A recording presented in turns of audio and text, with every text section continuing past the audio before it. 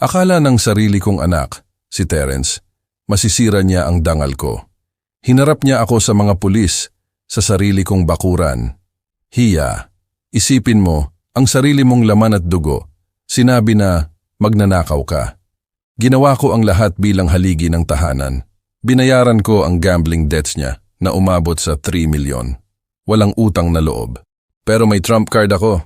Nakita ko siyang nagtanim ng ninakaw na singsing sa backpack ko. Bago dumating ang mga pulis, palihim kong inilipat ang lihim na ebidensya sa drawer niya. 30 minuto lang, dumating na sila. Gusto niyang mawala ako. Pero babawiin ko ang dangal ko at tuturuan ko siya ng leksyon. Paki-like at share ang kwentong ito. Kwentuhan mo ako, saan ka nakikinig? Akala ng anak kong si Terence hindi ko napansin na may ipinasok siyang kakaiba sa backpack ko. Ngumingiti siya na parang walang nangyari. Pero nang tumalikod siya, tahimik ko itong inilipat sa drawer niya. Pagkalipas ng 30 minuto, dumating ang mga pulis. Hindi kayo maniniwala sa nangyari pagkatapos. Bago po tayo magpatuloy, paki-subscribe muna sa channel at ipaalam sa amin kung saan kayo nakikinig sa comments. Sumalampak ang kamao ni Terence sa mesa. Tumumba ang lalagyan ng asin, kumalat ang puting kristal sa ibabaw na parang basag na salamin. Ang tinidor ko, nakahinto sa ere, may piraso pa ng ulam na nakasaksak sa dulo. Tay, kailangan namin ng 150,000 pa ngayong buwan. Mas matindi pa sa paghampas ng kamao niya sa mesa ang bagsik ng salita. Dahan-dahan kong ibinaba ang tinidor, sinasadya. Kumalansing ang metal sa platong porselana. Umalingaw-ngaw ang tunog sa biglang katahimikan. Si Zelda, nakaupo sa tapat ko, sumasalamin ang wedding ring niya sa ilaw habang iniikot ito sa daliri. May bahid ng smudge sa ilalim ng mata niya ang makeup. Umiyak na siya bago maghapunan. Tama na. Mas matalas lumabas ang salita kaysa sa intention ko. 28 ka na, Terence. Panahon na para matuto kang magbigay para sa asawa mo. Nakatayo siya sa harap ko. Namumula ang mukha sa galit o desperasyon. Minsan mahirap makita ang pagkakaiba sa aking anak. Umalingaw-ngaw ang tunog ng refrigerator sa likod niya. Isang tuloy-tuloy na ugong na pumuno sa espasyo sa pagitan ng mabigat naming paghinga. Nagiging makasarili ka, Tay. Basag ng kaunti ang boses ni Terence. Naiintindihan sana kami ni Mama. Tutulungan niya kami. Ang pagbanggit kay Martha ay tumama sa akin na parang pisikal na suntok. Ramdam ko ang paghigpit ng panga ko. Kusa kong kinuyom ang kamay ko. Nagsimula na namang humikbi si Zelda, nakatakip ang panyo sa kanyang mukha. Malamig na ang green beans sa plato ko, nagkakorte na sa mantika. Tinulak ko ang upuan ko. Kumaladkad ang mga paa sa semento na may masakit na tunog na ikinapikit ni Zelda. Ang ilaw sa itaas ay nagbigay ng matitinding anino sa aming mga mukha na nagpabago sa family dinner na ito na naging parang interogasyon. Nagbigay ako sa iyo ng 75,000 ngayong buwan pa lang, sabi ko, tumayo ng dahan-dahan. Ang inaanak ko ay nagreklamo. Hindi na ako kasing bata ng dati. Bago yan, ang gastos sa kasal. Ang apartment deposit na hindi mo naman ginamit. Ang medical bills ni Zelda. Tay, pakiusap. Hindi. Lumayo ako sa mesa, palayo sa kanilang dalawa. Ang amoy ng lumalamig na ulam ay humalo sa tensyon na parang pwedeng hiwain. Hindi ko na ito kukonsintihin pa. Mabigat, hingal na hingal si Terence. Tumigil si Zelda sa pag-iyak, pero ang mga mata niya ay nakatingin pa rin sa plato niya na parang ang disenyo sa China ay makakatulong sa lahat ng problema namin. Ang orasan sa itaas ng lababo ay nag-iikot papunta sa 7:35. Naglakad ako papunta sa pintuan ng kusina, hindi lumingon. Ang mga yapak ko ay tila mas mabigat kaysa karaniwan, bawat isa ay isang maliit na pagkabigo. Sa likod ko, narinig ko si Zelda na bumulong kay Terence, apurahan at nagmamakaawa. Hindi ko maintindihan ang mga salita, pero malinaw ang tono. Huminto ang hagdanan na kahoy sa ilalim ng bigat ko habang umakyat ako papunta sa silid tulugan ko. Bawat hakbang ay nagdadala sa akin palayo sa pagkawasak ng isa pang family dinner, isa pang nabigong pagtatangka na kumonekta. Sa ibaba, tumaas na naman ang kanilang mga boses. Galit ni Terence, luha ni Zelda, ang pamilyar na symphony ng dysfunction na naging soundtrack ng aming sambahayan. Ang pasilyo sa itaas ay nakaunat sa harap ko, madilim maliban sa ilaw na nanggagaling sa pinto ng aking silid-tulugan.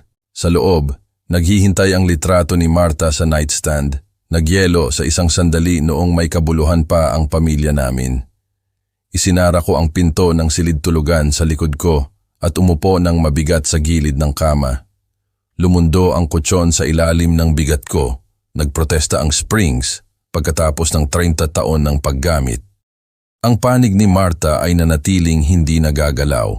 Ang mga unan ay nakaayos pa rin tulad ng pag-iwan niya, 5 taon na ang nakalipas. Nanginginig ng kaunti ang mga kamay ko, hindi sa takot, sa pagod, sa pagkapagod na buto-buto na dulot ng paglaban sa parehong labanan ng paulit-ulit, hindi nakakuha ng lupa. Ang litrato sa nightstand ay nagpapakita kay Marta sa kanyang asul na damit. Ang isinuot niya para sa aming ika-25 na anibersaryo cruise. Ang ngiti niya ay kumikinang totoo. Kinuha ko ang frame, hinaplos ang mukha niya gamit ang hinlalaki ko. Mainit ang salamin sa ilalim ng sikat ng lamp sa tabi ng kama. Naiintindihan sana niya kami, sabi ni Terence. Siguro si Marta ay laging nakikita ang pinakamabuti sa lahat, lalo na sa aming anak. Ngunit naniwala rin siya sa mga kahihinatnan, sa pagtuturo sa halip na pagkukonsinti. 2 taon na ang nakalipas, ibinenta ko ang aking vintage big bike para bayaran ang wedding venue deposit nila. Ang motor ay ang aking pride and joy, isang 1970 Sportster na binalik ko sa orihinal na anyo matapos mamatay si Marta. Sinabi ko sa sarili ko na para sa pag-ibig ito, para sa pamilya. Pero halos hindi nagpasalamat si Terence. Nagtatanong na agad tungkol sa mga gastos sa honeymoon bago pa malinis ang check. 18 buwan ang lumipas, dumating ang apartment security deposit. Kinansela ko ang binalak kong fishing trip sa isang malayo at magandang probinsya, ang inipon ko mula noong ako'y nagretiro. 100,000 na dapat ay bumili sa akin ng mga bundok at kapayapaan, ay napunta sa isang landlord para sa isang apartment na hindi naman nila nilipatan. May excuse tungkol sa pagbabago ng sitwasyon. Buwan na ang nakalipas, medical bills ni Zelda naman. Nagtrabaho ako ng overtime sa edad na 57, sumasakit ang likod ko mula sa mga construction sites na dapat ay iniwan ko na. Bawat dagdag na piso ay napunta sa mga specialists at tests na walang inihayag na mas seryoso kaysa stress-induced migraines. Binuksan ko ang nightstand drawer. Sa loob nakalagay ang tumpok ng mga loan documents na kinumbinsi ako ni Terence na pirmahan sa nakalipas na 2 taon. Personal loans, credit applications, emergency fund withdrawals. Ang pirma ko sa bawat isa, isinulat sa mga sandali ng kahinaan ng isang ama. Manipis ang papel sa pagitan ng mga daliri ko. Marupok tulad ng naging resolusyon ko. 3,000. Iyan ang nagastos sa akin ng mga emergency ng anak ko mula noong libing ni Marta. 3,000 na dapat ay nagbigay katiyakan sa aking pagretiro sa halip na punduhan ang kawalang responsibilidad niya. Ang bote ng pabango ni Marta ay nakaupo pa rin sa dresser, halos walang laman pero walang takip. Minsan binubuksan ko lang para maalala siya. Ngayong gabi ang amoy ay tila nag-aakusa sa halip na nagpapagaan ng loob. Sa salamin sa itaas ng dresser, nakita ko ang isang matandang lalaki, pagod na mata, nag-uuban na buhok, balikat na nakayuko mula sa pagdadala ng mga pasanin na hindi ko dapat dalhin. Kailan ako naging ganitong tao? Kailan naging kasing kahulugan ng pagliligtas sa pera ang pag-ibig? Ang huling salita ni Marta ay umalingaw-ngaw sa tahimik na silid. Turuan mo siyang lumipad sa sarili niya, Ray. Huwag mo siyang hayaang mamuhay sa anino natin magpakailanman. Isinara ko ng mahigpit ang drawer. Nawala ang tumpok ng mga loan documents sa likod ng panel na kahoy na parang ebidensya ng mga pagkabigo ko bilang isang ama. Sa ibaba, bumaba ang kanilang mga boses sa apurahan na bulong. Naiintindihan ko ang tono ni Terence. Nagmamakaawa na ngayon sa halip na nagdidikta. Ang mga sagot ni Zelda ay dumating sa maiikling pagsabog na parang nagbibigay siya ng mga instruksyon. Ibinalik ang litrato sa nightstand, pinatay ko ang bedside lamp. Binalot ako ng kadiliman pero hindi ako humiga. Sa halip umupo ako sa tahimik, nakikinig sa pag-aayos ng bahay, sa nakamuffle na usapan sa ibaba, sa tunog ng sarili kong paghinga na unti-unting bumabagal at bumabalik sa normal. Magkaiba ang bukas. Kailangan. Ang coffee maker ay umugong sa pamilyar na kanta nito sa umaga. Umaakyat ang singaw mula sa glass carafe na parang insenso sa simbahan. Gising na ako mula pa noong 5:30, hindi makatulog pagkatapos ng mga pagbubunyag ng gabi. Ang kusina ay tila naiiba sa maagang liwanag ng umaga, mas malinis kahit papaano, na parang nilinis ng kadiliman ang paghaharap kahapon. Nakatayo ako sa lababo sa suot kong pangtrabaho, flannel shirt at jeans, na bahagyang umamoy ng sawdust mula sa garage workshop ko. Sa labas ng bintana, tumatahol ang aso ng kapitbahay sa isang bagay na hindi nakikita. Nakalatag ang pahayagan ni Aling Berta sa driveway niya, naghihintay na lumabas siya sa bathrobe niya. Ang mga yapak sa hagdanan ay nagpahiwatig ng pagdating ni Terence. Lumitaw siya sa pintuan bandang 7:05, lukot na t-shirt na nakabitin sa ibabaw ng boxer shorts. Ang buhok niya ay nakatayo sa kakaibang anggulo at madilim na bilog ang anino sa mata niya. Iniiwasan niyang tumingin ng direkta sa akin. "Bago ang kape," sabi ko nang hindi lumilingon. Ang boses ko ay tila normal, kontrolado. "Mabuti! Salamat!"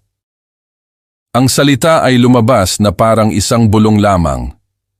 Narinig ko siyang nagkakalkal ng mug. Ang ceramic ay kumalansing sa coffee pot dahil sa bahagyang panginginig ng mga kamay niya. Pumasok si Zelda 2 minuto ang lumipas.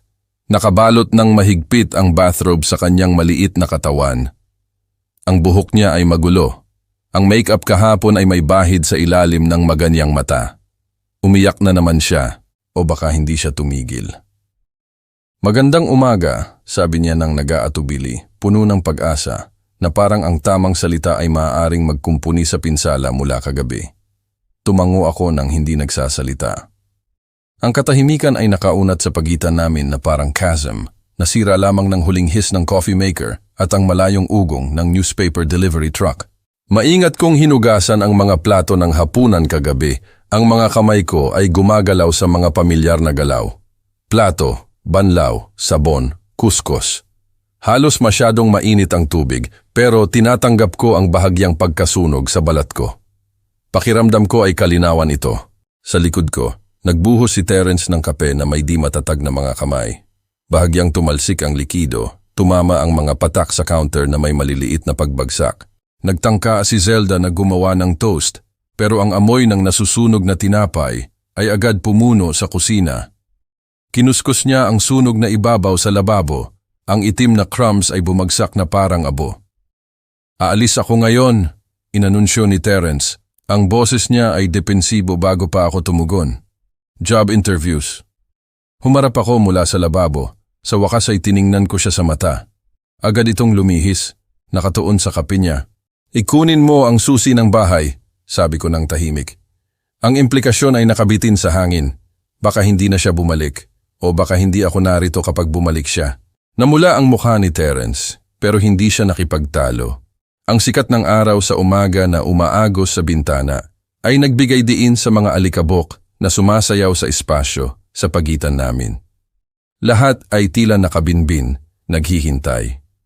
Naririnig ko ang sarili kong tibok ng puso sa katahimikan, matatag at determinado. Kumuha si Terence ng mansanas mula sa mangkok sa counter sa halip na umupo para mag-almusal. Ang sneakers niya ay sumisigaw sa semento habang naglalakad siya papunta sa pintuan at pabalik na naman. Ang nervous energy ay nag-radiate mula sa kanya na parang init mula sa pugon. "Terence," sabi ko, pinahinto siya sa gitna ng paglakad. Lumingon siya, kumikislap ang pag-asa sa mata niya sandali. "Responsibilidad," sabi ko lang. "Hindi yan masamang salita." Namatay ang pag-asa, humigpit ang panga niya, at nang walang salita, umalis siya sa kusina. Pagkalipas ng ilang segundo, sumara ang pinto sa harap ng may sapat na puwersa para kalansingin ang mga bintana. Umalingaw-ngaw ang tunog sa buong bahay na parang tunog ng baril. Si Zelda ay nanatili sa mesa, hindi nagagalaw ang sunog na toast sa plato niya. Tiningnan niya ako na may mga mata na nagmamakaawa, ang bibig ay bumukas na parang magsasalita. Pero ako ay gumagalaw na, nagbubuhos ng kape ko sa isang travel mug, patungo sa garage. Umandar ang makina ng truck ko sa unang subok, isang maaasahang ugong na hindi ako binigo. Habang umaatras ako mula sa driveway, nakita ko si Zelda sa bintana ng kusina. Nag-iisa kasama ang gulo ng aming interrupted breakfast at ang bigat ng anumang mga sikreto na ibinahagi nila ni Terence. Ang umaga ay nakaunat sa harap ko, puno ng posibilidad at pangamba sa parehong sukat. Ang masiglang boses ni Terence ay umabot sa akin bago ko siya makita. Halos hindi pa nasasara ang pinto sa harap sa likod ko nang tumalon siya mula sa sofa. Ang mukha niya ay maliwanag sa isang excitement na tila halos panakot. Tay, pasensya na sa nangyari kahapon. Kinuha ako ng TechForge Solutions. Ang mga salita ay tumama sa akin na parang isang surprise punch. Maingat kong ibinaba ang lunch cooler ko sa hardwood floor. Ang aking mga kamay na sanay sa trabaho ay biglang hindi matatag. Tumakbo si Terence papunta sa akin na nakalahad ang mga braso. Hinila ako sa isang yakap na tumagal ng masyadong mahaba, masyadong mahigpit. Talaga? Ang pag-asa sa boses ko ay nagulat sa akin. Iyan ay kahanga-hanga, anak. Si Zelda ay biglang pumalakpak ng theatrical mula sa upuan niya. Ang mga kamay niya ay nagsalubong sa matalas na staccato claps. Ang makeup niya ay perpekto. Masyadong perpekto para sa isang taong umiiyak kahapon.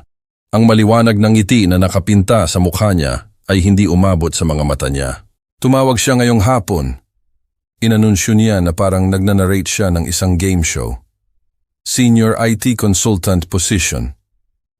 Pinitawan ako ni Terence, pero nanatiling malapit, hinahaplos ang buhok niya sa nerbyosong kilos na alam ko mula noong bata pa siya. Ang shirt niya ay crisp. Bagong plancha. Kailan siya nagkaroon ng oras para maglaba? Alam kong mayroon ka niyan, sabi ko. Nararamdaman ang pag-relax ng mga balikat ko sa unang pagkakataon sa loob ng ilang araw. Ang sikat ng araw sa hapon na umaagos sa mga bintana ng sala ay nakita ang mga alikabok na sumasayaw sa pagitan namin na nagpagaan, mas nagpapatawad sa lahat. Kailan ka magsisimula? Lunes. Gusto nila akong magsimula agad. Ang tugon ni Terence ay dumating ng masyadong mabilis, na parang ni-rehearse niya ito. Ang boses niya ay bahagyang mas mataas kaysa karaniwan. Ang pamilyar na bigat ng pagmamalaki ng isang magulang na hinaluan ng ginhawa ay nagsimulang manirahan sa dibdib ko. Marahil ang matitinding salita kahapon ay nagbigay motibasyon sa kanya patungo sa tunay na responsibilidad. Baka tama si Martha. Minsan ang tough love ang tanging landas pasulong. Pero may isang bagay ang nag-alala sa akin. Patuloy na inaayos ni Terence ang kwelyo ng shirt niya, hinahaplos ang tela na hindi lukot. Ang mga mata niya ay tumitingin kay Zelda, naghahanap ng ilang uri ng kumpirmasyon o katiyakan. Magkano ang sweldo? Tanong ko. Umupo sa recliner ko. Kumalansing ang leather sa ilalim ng bigat ko. Isang tunog na kadalasang nagpapagaan ng loob ko. 4,000 para magsimula, sabi ni Terence nang walang pag-aatubili. Plus benefits, health insurance, dental, retirement, matching. Iyan ang mga tamang sagot, ang uri ng mga detalye na ibibigay ng isang tunay na employer. Kaya bakit patuloy na nagkakatalog ang isip ng engineer ko ng mga hindi pagkakapare-pareho? Ang timing ay maginhawa, masyadong maginhawa, marahil. Sa labas, ang lawnmower ng kapitbahay ay umugong at ang tawa ng mga bata ay umalingaw-ngaw mula sa likod bahay ng isang tao. Normal na tunog ng gabi sa suburban na dapat ay naramdaman na mapayapa. Sa halip, tila binibigyang diin nila ang artificial quality ng aming pagdiriwang. Kailangan natin ng barbecue, inanunsiyo ko, tinutulak ang mga pagdududa ko. Hayaan mo akong mag-apoy ng grill. Maaari tayong magdiwang ng maayos. Nagliwanag ang mukha ni Terence. Tunay na kaligayahan sa pagkakataong ito, naisip ko. Iyan ay tila perpekto, Tay. Parang dati. Pumalakpak na naman si Zelda. Mas mahina na ngayon, pero nagpe-perform pa rin. Gagawa ako ng potato salad ko, ang may mustard dressing na gusto mo. Tumayo ako. Nagprotesta ang mga kasukasuan pagkatapos ng mahabang araw sa construction site. Bigyan mo ako ng 20 minuto para paapuyin ang charcoal. Terence, maaari mo akong tulungan sa labas sa loob ng ilang minuto. Sa totoo lang, kailangan ko munang kumuha ng isang bagay sa itaas, sabi ni Terence. Gumagalaw na papunta sa hagdanan. Ilang papel lang mula sa job interview. Gusto kong ipakita sa iyo ang offer letter. Tumango ako, patungo sa pinto sa likod na patungo sa patio. Naghihintay ang grill sa ilalim ng itim na takip nito na parang isang tapat na kaibigan. Ang gabing ito ay tila isang bagong simula. Isang pagkakataon na muling itayo ang halos nawasak kahapon. Sa likod ko, narinig ko ang mga yapak ni Terence sa hagdanan. Si Zelda ay gumagalaw papunta sa kusina. Normal na tunog ng pamilya. Normal na gabi ng pamilya. Anong uri ng karne ang gusto mo? Tinawag ko. Alam ko na ang pipiliin ni Terence ay burgers habang mas gusto ni Zelda ang manok. Ang charcoal ay nagsisimula palang sumiklab. Maliit na apoy ang lumalabas sa mga itim na bukol na may lumalaking kumpiyansa. Pinunasan ko ang mga kamay ko sa kitchen towel na nakasabit sa grill handle. Pinapabura ng pamilyar na ritual. Ang banayad na hangin sa gabi ay nagdadala ng amoy ng lighter fluid at ang pangako ng isang mapayapang family dinner. Nawala si Terence sa itaas 10 minuto na ang nakalipas para kunin ang mga papel sa interview. Sa bintana ng kusina, nakita ko si Zelda na gumagalaw. Naghahanda di umano ng mga side dishes. Lahat ay tila normal, tama? Humarap ako papunta sa bahay para tingnan kung gusto ni Terence na tumulong sa grill setup. Ang bintana ng kusina ay nag-frame sa sala na parang isang larawan. Mainit na ilaw ang umaagos mula sa overhead fixture papunta sa pamilyar na muebles. Iyon ay nang nakita ko siya. Nakatayo si Terence malapit sa pinto sa harap. Nakayuko sa itim na backpack ko na pangtrabaho.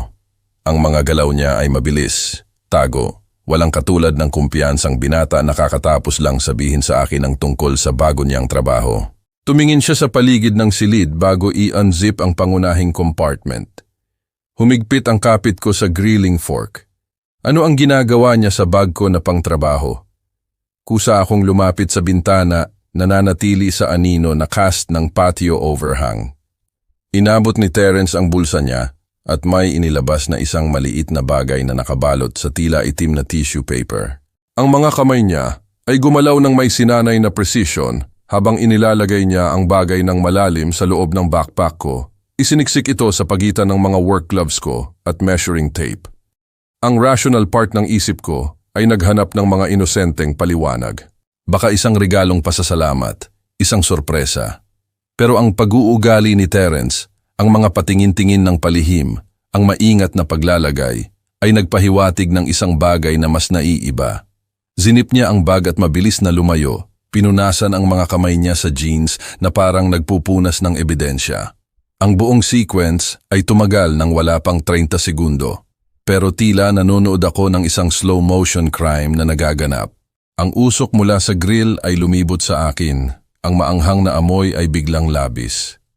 Bumagsak ang tiyan ko habang nawala si Terence sa paningin, marahil patungo sa itaas na naman o sa kusina. Ang tunog ng gabi sa suburban, malayong traffic, isang aso na tumatahol 3 bahay ang layo, ay tila nakamuffle na ngayon na parang ang mundo ay bahagyang lumipat sa aksis nito. Pinilit ko ang sarili ko na humarap muli sa grill, tumatakbo ang isip. Ang charcoal ay kumikinang na pula-init, handa na para sa pagluluto, pero nawala na ang gana ko. Anuman ang itinago ni Terence sa bag ko ay naramdaman na makabuluhan, mapanganib pa nga. Pero ang paghaharap sa kanya ngayon ay magbubunyag na nanonood ako, nag-eespiya sa sarili kong anak. Bumukas ang pinto sa likod na may pamilyar na langit-ngit. Tay, paano na ang mga uling? Ang boses ni Terence ay nagdala ng parehong artificial brightness mula kanina. Lumunok ako ng mahirap. Natikman ang abo at hinala. Halos handa na, nagawa ko, hindi lumilingon. Kailangan lang ng ilang minuto pa. Lumapit ang mga yapak niya sa wooden deck. Sa peripheral vision ko, nakita ko siyang sumandal sa patio railing. Larawan ng kaswal na kasiyahan. Pero hindi ko mapigilan na makita ang maingat, palihim na mga galaw na yon sa backpack ko. Alam mo ba, anak, sabi ko, sa wakas ay humarap sa kanya. Tingin ko, naiwan ko ang work gloves ko sa garage. Maaari mo bang kunin ang mga iyon habang inaasikaso ko ang apoy na ito? Ang ngiti ni Terence ay kumislap sandali. Oo, Tay. Walang problema. Bumalik siya sa loob at pinanood ko sa bintana ng kusina habang naglalakad siya sa tabi ng backpack ko nang hindi man lang tumitingin dito. Ang performance ay walang depekto. Masyadong walang depekto para sa isang taong kinakabahan tungkol sa pagtatago ng isang bagay doon ilang sandali na ang nakalipas. Ano man ang nasa bag ko, kailangan kong malaman. Pero una, kailangan ko ang tamang pagkakataon. Kumuha lang ako ng seasoning mula sa kusina, tawag ko kay Zelda habang nawala si Terence sa bathroom sa itaas. Ang mga tubo ng tubig ay umugong habang binuksan niya ang gripo, ang aking signal na mayroon akong ilang mahalagang minuto.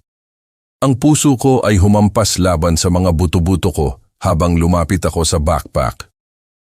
Ang sala ay tila naiiba na ngayon, mas malalim ang mga anino sa kabila ng mainit na sikat ng lamp. Bawat langit-ngit ng bahay na umaayos ay tila lumalaki, nagbabanta na ibunyag ang aking investigasyon. Ang zipper ng backpack ay gumawa ng malambot na metallic whisper habang binuksan ko ito. Sa loob nakalagay ang aking pamilyar na mga gamit sa trabaho. Dilaw na measuring tape, leather gloves na may bahid ng taon ng tapat na paggawa, spiral notebook na puno ng mga project sketches. Lahat ay nasa karaniwan nitong lugar, maliban sa dayuhang presensya na nasaksihan kong itinago ni Terence. Ang mga daliri ko ay sumubok ng mas malalim, naghahanap sa pamamagitan ng organisadong kaguluhan ng aking propesyonal na buhay. Doon, nakabalot sa itim na tissue paper na nakasuksok sa gilid ng notebook na parang isang guilty secret. Maingat ko itong binuksan. Ang tissue paper ay kumukubot ng malakas na parang tunog ng baril sa tahimik na silid. Ang lumabas ay ikinahinga ko ng malalim. Isang singsing na diamante, napakalaking center stone na napapalibutan ng mas maliliit na diamante. Lahat ay nakalagay sa tila platinum. Ang mga facet ay nakita ang liwanag ng lamp. Nagtapon ng mga rainbow prism sa coffee table at dingding. Hawak ko ito, nagulat sa kislap nito at natakot sa mga implikasyon nito. Hindi ito costume jewelry. Ang bigat pa lang ay nagsabi na sa akin na, totoo ito. Mahal, madaling 900,000. Baka 1.2 milyon. Mas maraming pera kaysa kailanman nagkaroon si Terence. Mas marami kaysa sa kikitain niya sa loob ng ilang buwan sa di umano'y bago niyang trabaho. Naupo ako sa pinakamalapit na upuan. Ang mga paa ay biglang hindi maaasahan. Ang singsing ay naramdaman na mainit sa palad ko, nasusunog sa mga tanong na takot akong sagutin. Saan nakuha ni Terence ang isang bagay na kasing halaga nito? Bakit itago sa bag ko? Ano ang pinaplano niya? Tumatakbo pa rin ang tubig sa itaas. Ang nerbyosong humming ni Terence ay lumutang pababa sa kisame, ilang himig na hindi ko nakikilala. Normal na tunog mula sa aking anak, na tila anumang bagay maliban sa normal. Ang kislap ng singsing ay tila nang iinis sa akin. Naisip ko ang pagtatalo kahapon, ang desperado niyang pakiusap para sa pera, ang mga luha ni Zelda. Pinaplano ba nila ito kahit noon, gamit ang kabutihang loob ko bilang takip para sa isang bagay na mas madilim? Ang isip ng engineer ko ay nagsimulang magkalkula ng mga senaryos. Walang maganda sa mga ito. Kung ninakaw ni Terence ang singsing na ito, ang paglalagay nito sa backpack ko ay ginawa akong isang hindi sinasadyang kasabwat. Kung plano niyang sabihin na ninakaw ko ito, ang tubig ay patay sa itaas. Tumawid ang mga yapak sa sahig ng banyo. Bababa na si Terence anumang sandali, umaasa na makita ako sa labas kasama ang grill, ginagampanan ang papel ng mapagmataas na ama na nagdiriwang sa tagumpay ng anak niya. Sa isang sandali ng purong instinct, ipinasok ko ang singsing sa bulsa ko at mabilis na muling binalik ang backpack.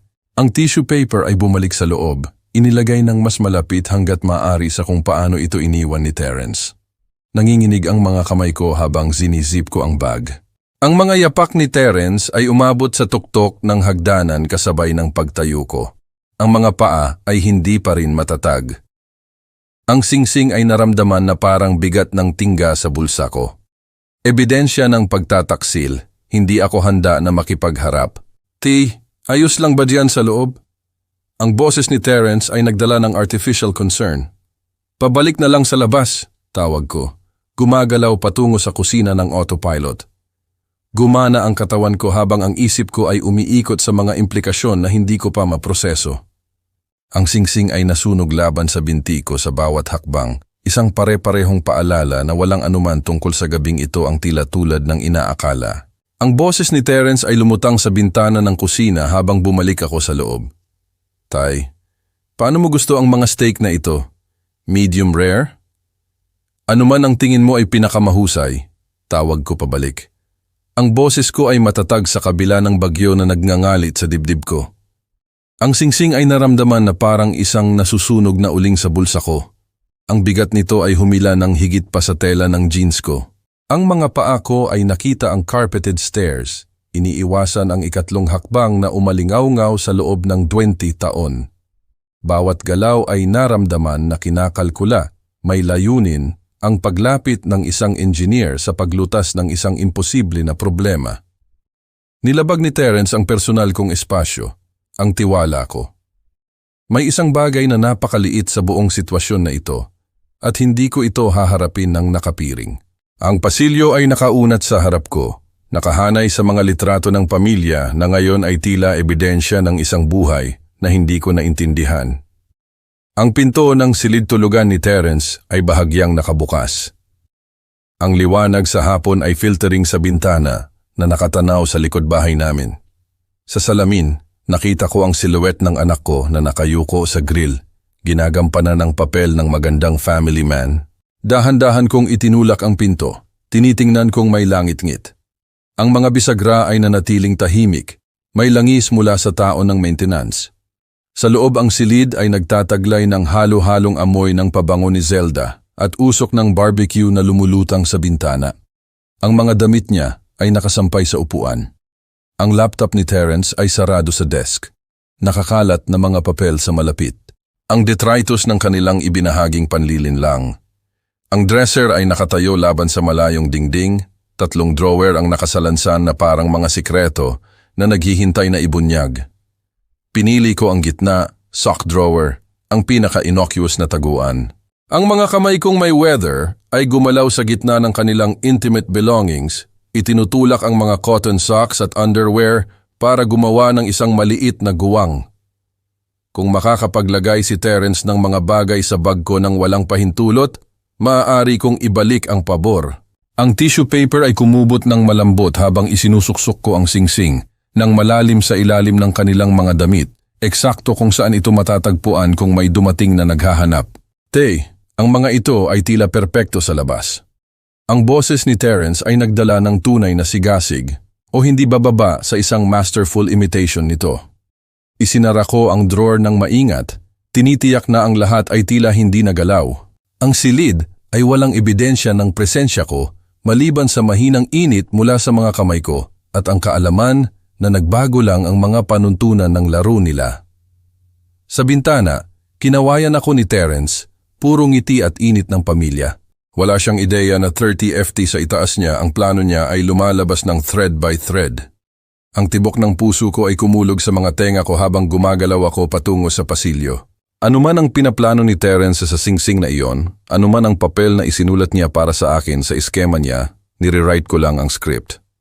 Turnabout was fair play. At kung gusto ng anak ko na maglaro ng mga laro sa ebidensya, malalaman niya na ang ama niya ay hindi natuto ng engineering nang hindi nauunawaan kung paano maaaring lansagin ang mga bagay.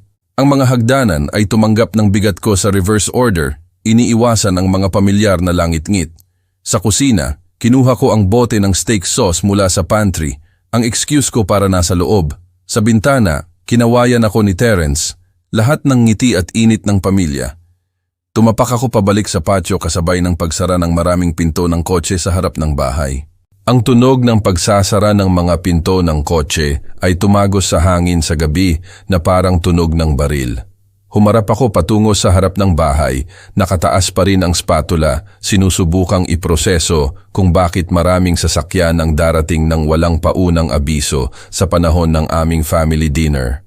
Ang mukha ni Terence ay nagbago sa isang iglap. Ang kaswal ng ngiti ay nawala, pinalitan ng isang bagay na tila nasasabik na pag-asa. Lumapit siya sa bahay nang may bigla ang layunin, hindi na ang relax na anak na tumutulong sa barbecue. "Sino ang narito?" tanong ko, malinaw ang pagkalito sa boses ko. "May inaasahan ka ba?" "Wala akong ideya," sagot ni Terence. Pero ang tono niya ay nagdala ng theatrical shock sa halip na tunay na sorpresa. Baka mga kapitbahay na tinitingnan ng usok. Lumapit ang mga boses mula sa harap bahay. Authoritative, professional. Bumagsak ang tiyan ko habang tumama sa akin ang katotohanan. Hindi ito mga kapitbahay, 3 nakauniporme na opisyal ang lumitaw sa gilid ng gate, pinamumunuan ng isang seryosong babae na nasa 40s. Ang kamay niya ay nakahinga malapit sa radyo niya. Ang mga mata ay scanning sa aming tanawin ng tahanan na may profesional na pagtatasa. Pulis, walang gagalaw. Kusa akong umatras, kumalansing ang spatula sa mga bato ng patio. Si Zelda ay lumabas mula sa kusina na may dalang salad bowl. Nagyelo nang makita niya ang mga opisyal. Nadulas ang bowl mula sa mga kamay niya. Kumalat ang lettuce sa pulang ladrilyo na parang konfeti sa isang kalamidad. Agad na itinuro ako ni Terence, ang daliri niya ay matatag at sigurado. Officer, iyan siya. Nakita ko ang singsing sa backpack niya. Ang mga salita ay tumama sa akin na parang pisikal na suntok. Anong kalokohan? Nauutal ako. Ang tunay na pagkalito ay nagpabasag sa boses ko. Anong singsing? Pero si Terence ay gumagalaw na palapit sa lead officer. Ang kooperasyon niya ay sabik at sinanay. Masyadong sinanay. Ang body language niya ay nag-radiate ng kumpiyansa sa halip na ang pag-aalala na dapat maramdaman ng sinumang normal na anak na nanonood na akusahan ang ama niya ng mga krimen. Ipinakilala ni Officer Brooks, ang lead officer, ang sarili niya. Pinag-aaralan ang tanawin ng may matatalas na mata. Nakakuha kami ng report tungkol sa ninakaw na alahas. Terence Harland. Opo, ma'am. Agad na tumugon si Terence. Nakita ko ang ebidensya sa pag-aari ng tatay ko. Isang singsing na diamante mula sa jewelry store robbery sa bayan kahapon. Kahapon, habang wala siya para sa job interviews, ang mga piraso ay nag-click kasama ang mechanical precision sa isip ng engineer ko. Bawat pagbubunyag ay mas nakakasakit kaysa sa huli. Nagsalita si Officer Brooks sa radio niya habang ang mga kasosyo niya ay nagpoposisyon sa sarili nila ng strategically sa paligid ng pasyo. Ang barbecue ay patuloy na umuusok, ang hindi inaalaga ang steak ay nagsisimulang masunog, pinupuno ang hangin ng maanghang na amoy ng nasusunog na karne. Sir, kailangan mong lumayo sa grill, utos sa akin ni Officer Brooks. Ang tono niya ay profesional pero nagdala ng bigat ng autoridad na hindi ko maaaring balewalain. Gumalaw ako ng dahan-dahan, nakikita ang mga kamay, umiikot ang isip sa imposibilidad ng sitwasyon. Ito ang likod bahay ko, ang pamilya ko, ang barbecue ko. Gayunpaman tinatrato ako na parang isang kriminal batay sa patotoo ng sarili kong anak. Naglakad si Terence sa tabi ng mga opisyal habang lumapit kami sa bahay, tinatalakay ang ebidensya ng may kahinahinalang pamilyar. Alam niya eksakto kung nasaan ang backpack ko, eksakto kung aling compartment ang di umano'y ginamit ko. Ang kaalaman niya ay masyadong tiyak, masyadong detalyado para sa isang taong simpleng nadapa sa ebidensya. Sinundan ni Zelda sa likod, tahimik na luha ang umaagos sa kanyang maingat na made-up na mukha. Pero ang pagpoposisyon niya malapit kay Terence, ang sinanay niyang pagkabalisa, lahat ay naramdaman na choreographed, ni-rehearse. Habang lumapit kami sa pinto sa likod, nahuli ko ang reflection ni Terence sa bintana ng kusina. Sa isang sandali lang, nang akala niya walang nanonood, nagbago ang ekspresyon niya. Ang maskara ng nag-aalalang anak ay nadulas, nagbubunyag ng isang bagay na kinakalkula sa ilalim. Ang sarili kong anak ang tumawag sa pulis sa akin at kahit papaano ako ay naglalakad sa isang trap na 30 taon ng ginagawa. Ikinakalat ni Officer Brooks ang mga nilalaman ng backpack ko sa coffee table ng may methodical precision. Work gloves, measuring tape, energy bars, notebook, small tools. Ang tapat na inventory ng isang tao na gumugol ng dekada sa pagtatayo ng mga bagay sa halip na nakawan ang mga ito. Nakatayo si Terence sa tabi ng mesa. Ang kumpiyansa ay nag-radiate mula sa bawat galaw habang itinuturo niya ang mga compartment. Dapat nasa front pocket nakabalot sa tissue paper. Nakita ko siyang inilagay ito doon ngayong hapon. Ang kanyang katiyakan ay damning, masyadong damning. Walang anak ang dapat makaalam ng mga taguan ng ama niya nang may ganitong specificity. Maliban kung naglagay siya ng isang bagay doon mismo. Hinahanap ni Officer Brooks ang bawat bulsa ng masusing. Ang pangunahing compartment ay walang inihayag kundi work debris. Ang mga bulsa sa gilid ay naglalaman lamang ng mga panulat at business cards. Ang kumpiyansang ekspresyon ni Terence ay nagsimulang mag-crack sa paligid ng mga gilid. Mr. Harland, sabi ni Officer Brooks, tumingin mula sa walang laman na bag. Hindi namin makita ang inilarawan na item. Kailangan nandoon yan. Ang boses ni Terence ay tumaas. Lumalabas ang desperasyon. Nakita ko siyang inilagay ito sa front pocket. Tingnan niyo ulit. Iyon ay nang ang huling piraso ay nag-click sa lugar. Ang inside knowledge ni Terence, ang nerbiyoso niyang enerhiya na disguised bilang excitement. Ang maingat na paraan na ginabayan niya ang mga opisyal sa backpack ko habang iniiwasan ang anumang pagbanggit sa sarili niyang mga gamit. Officer! Sabi ko ng tahimik, nagulat sa katatagan sa sarili kong boses. Baka dapat tingnan niyo ang dresser drawer ng anak ko. Humarap si Terence sa akin, kumikislap ang takot sa mga tampok niya. Ano? Bakit mo? Iyan ay katawa-tawa. Walang dahilan para. Pero si Officer Brooks ay gumagalaw na papunta sa hagdanan, sinundan ng kasosyo niya. Ang mga protesta ni Terence ay lumago ng mas panakot habang umakyat kami sa ikalawang palapag. Ang maingat niyang composure ay sa wakas ay nabasag. Ito ay harassment. Hindi kayo basta-basta makakapaghanap sa aming private. Terence Harland, Officer Brooks ay sumingit habang binuksan niya ang pinto ng silid-tulugan niya.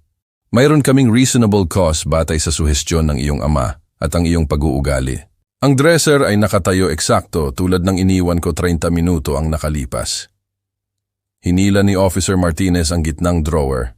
Inilipat ang mga socks at underwear ng may sinanay na efficiency. Agad na nakita ng kamay niya ang tissue paper. Pumuti ang mukha ni Terence habang lumabas ang singsing. Ang mga diamante ay nakita ang liwanag ng silid-tulugan na parang mga akusasyon na ginawang totoo. Ang parehong singsing na nakita ko sa backpack ko ay nakahinga na ngayon sa isang evidence bag na may fingerprints ni Terence sa tissue wrapping. Terence Harland, ikaw ay inaresto para sa paghaharap ng isang false police report at pag-aari ng ninakaw na ari-arian. Ang Miranda rights recitation ay tila umalingaw-ngaw mula sa malaking distansya habang ang mga handcuff ay nag-click sa paligid ng mga pulso ng anak ko. Ang mga higbi ni Zelda ay pumuno sa pasilyo. Ang maingat niyang constructed performance ay sa wakas ay nagbagsak sa tunay na desperasyon. Ito ay isang pagkakamali. Sigaw ni Terence habang iginabay siya ng mga opisyal patungo sa pinto sa harap. Hindi mo naiintindihan, ang singsing ay nasa bag niya. Inilagay ko ito doon mismo. Ang kanyang confession ay nakabitin sa hangin na parang usok mula sa aming inabandonang barbecue. Kahit sa kustodiya, hindi mapigilan ni Terence ang sarili niya mula sa pagbubunyag ng lalim ng kanyang panlilinlang. Nakatayo ako sa salako, napapalibutan ng nakakalat na nilalaman ng backpack at nakabaliktad na muebles mula sa paghahanap, nanonood ng 30 taon ng pagiging ama na natunaw sa handcuff at mga akusasyon. Sa bintana sa harap, nakita ko ang mga kapitbahay na nagtitipon sa kanilang mga porch, naakit ng mga kumikislap na ilaw ng mga police cars. Ang boses ni Terence ay nagdala mula sa harap bahay. Pinipilit pa rin na ito ay isang pagkakamali. Sinusubukan pa rin na kumbinsihin ang mga opisyal na ang kanyang biktima na ama ay kahit papaano ay nag-orchestrate ng sarili niyang frame-up. Pero ang ebidensya ay nagsabi ng ibang kwento.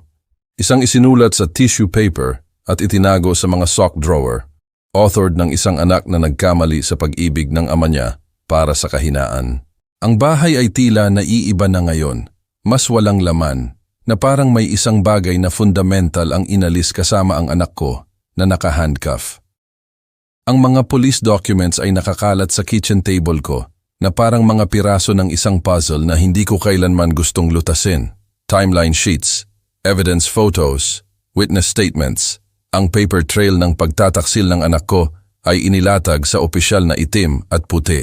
Nakaupo ako rito mula pa noong 6 hanggang sa umaga, methodically na nagtatrabaho sa bawat detalye na may precision ng isang engineer.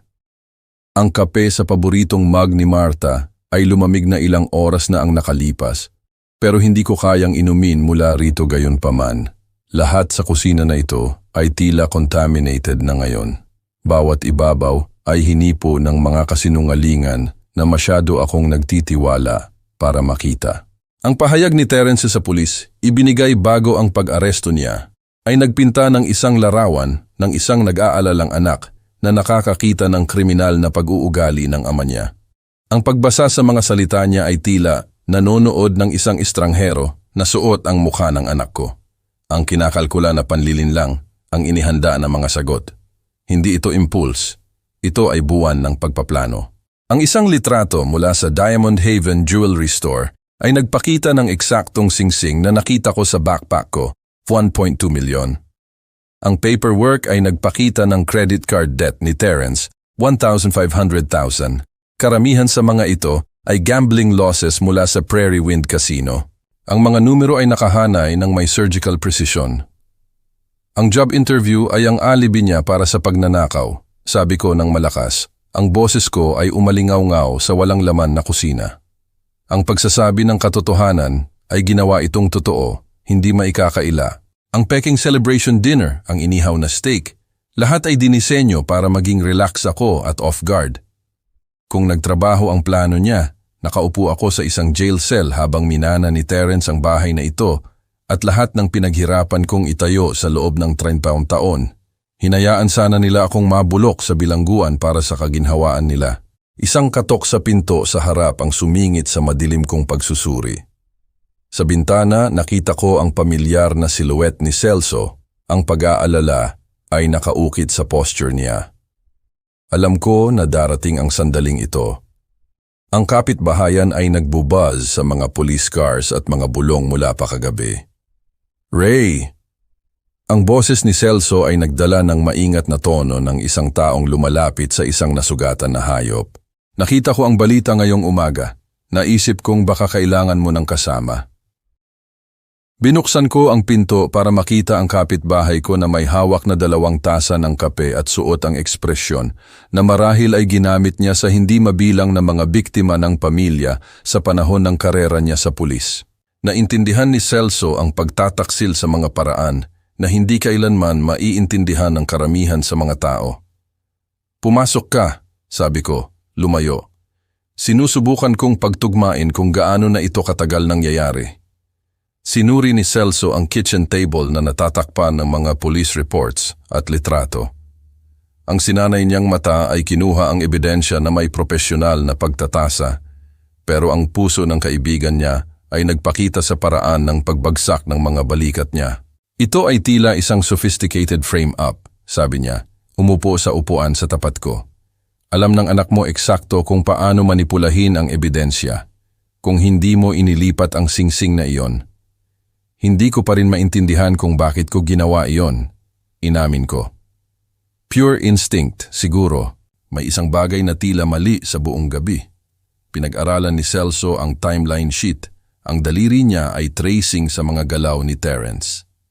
Ang instinct mo ang nagligtas sa iyo mula sa isang felony conviction. Tingnan mo ito, may plano sila sa bawat detalye.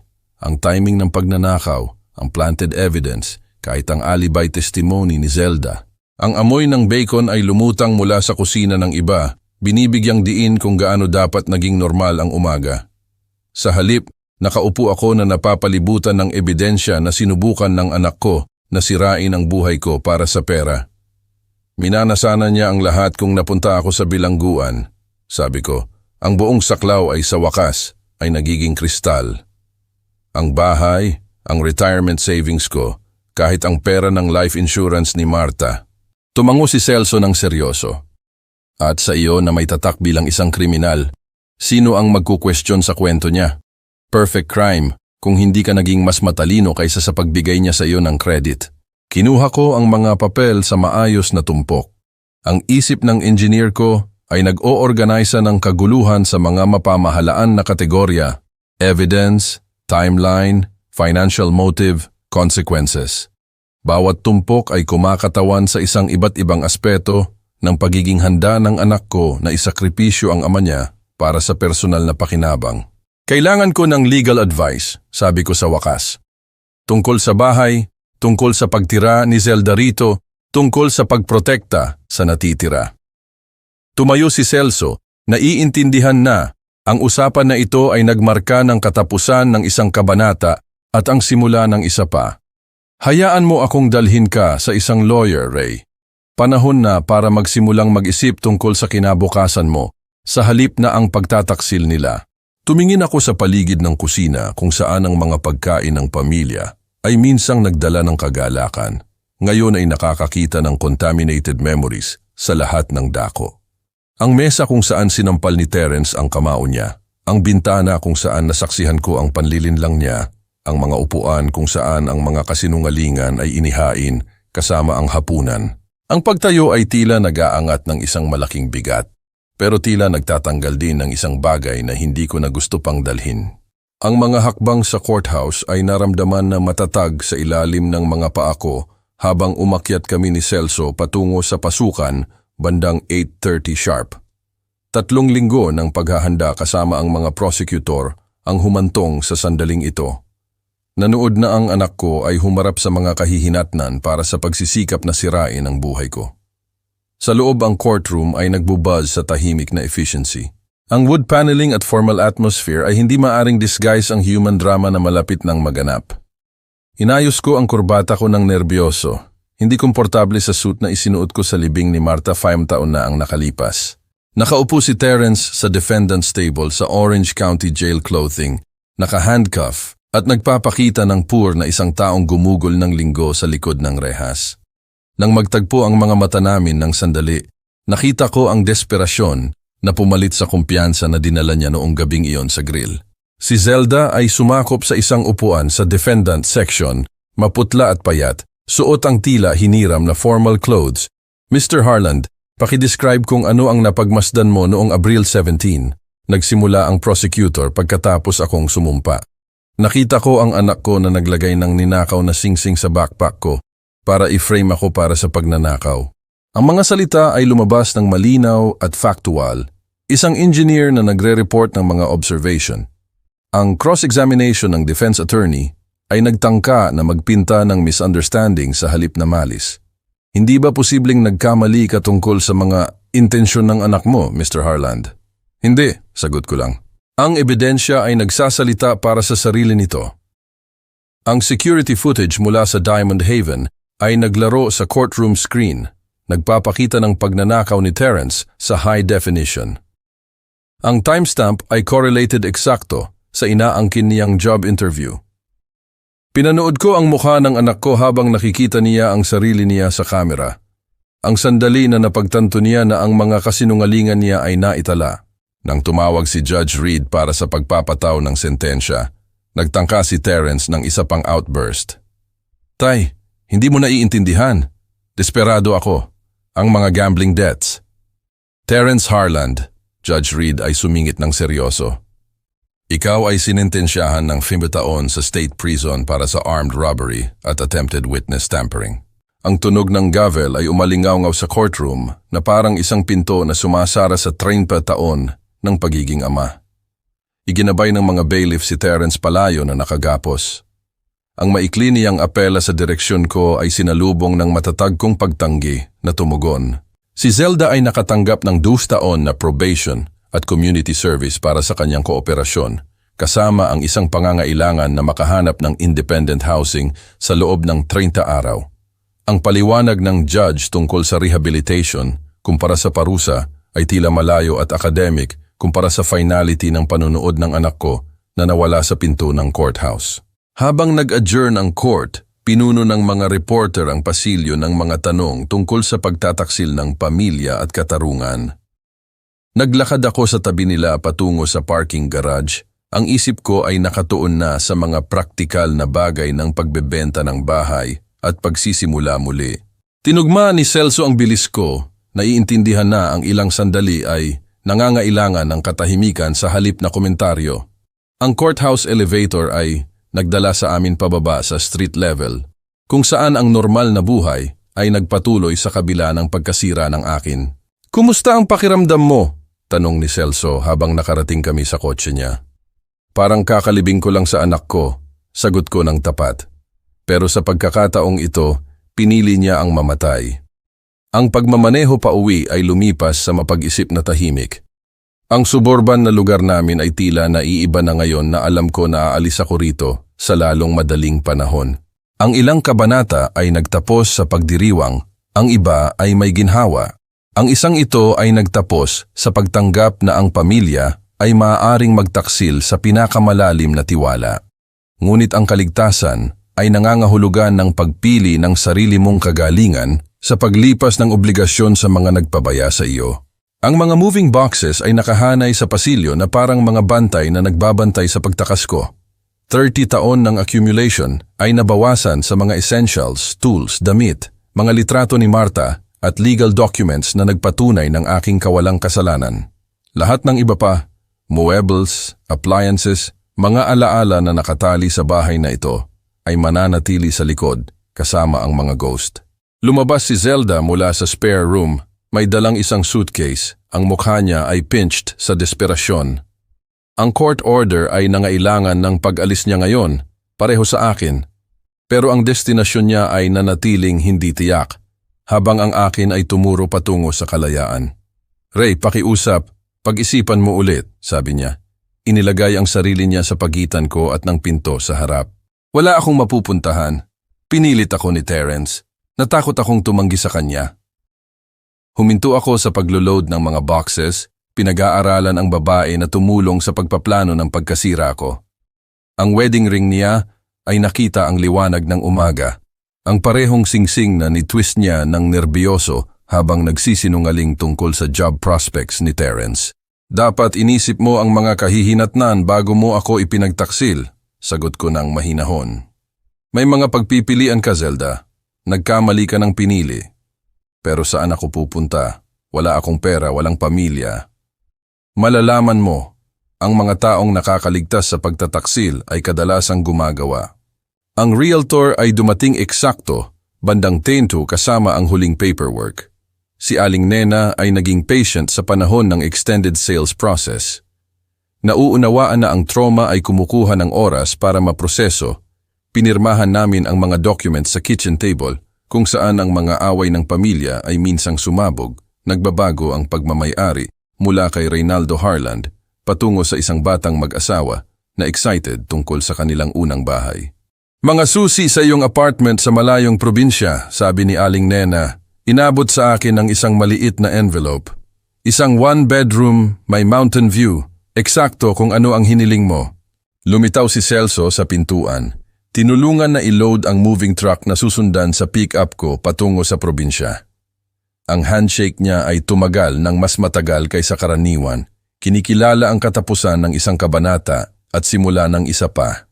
Pangako na bibisita ka sa loob ng 6 na buwan, sabi ko, sinasadya ito.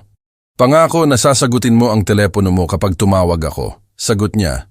Naiintindihan na ang pagpapagaling ay nangangailangan ng distansya, pero hindi isolation. Ang moving truck ay umalis muna, nagdadala ng mga ari-arian patungo sa isang buhay na dinisenyo ko ng walang input mula sa mga miyembro ng pamilya na napatunayang hindi mapagkakatiwalaan. Naglakad ako sa mga walang laman na silid sa huling pagkakataon. Tinanggal ang mga litrato ni Terence mula sa mga dingding, pero iniwan ang mga nail holes bilang ebidensya na may isang taong minsang nabibilang dito. Sa garage, naghihintay ang pickup truck ko kasama ang lahat ng essential na naload sa kama. Bagong license plates, bagong address, bagong phone number, ang infrastructure ng reinvention ay kumpleto.